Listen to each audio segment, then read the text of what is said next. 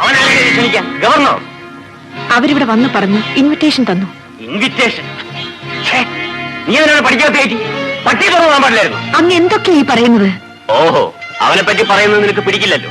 നിന്റെ രഹസ്യക്കാരനല്ലേ അവൻ. നിന്റെ ഗർഭത്തിന് അവനും പങ്കില്ലേടി? ഇതുവരെ നിങ്ങളൊരു മനുഷ്യനാണെന്ന് ഞാൻ കരുതി.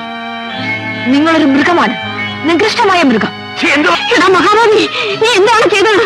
വേഗം വണ്ടി ഇറക്ക്, ഇവിടെ ആശുപത്രി കൊണ്ടുപോകണം. വേണമെങ്കിൽ ഒരു ടാക്സി വിളിച്ചോണ്ട് പോ, എനിക്ക് വേറെ ജോലിയുണ്ട്.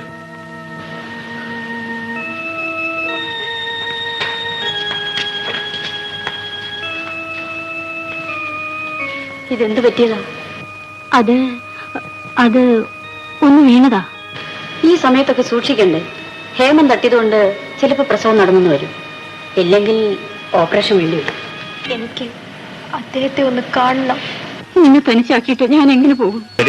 സ്വന്തം നിങ്ങൾ ഒന്ന് കാണണമെന്ന് ദൈവം ആശുപത്രി വരെ ഒന്ന് വരൂ.